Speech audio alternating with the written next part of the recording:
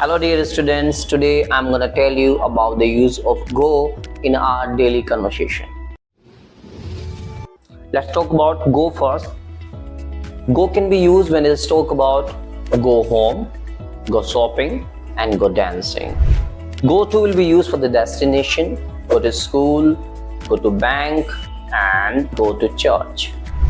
Go on will be used when it just talk about a special occasion like go on date, go on cruise, go on vacations.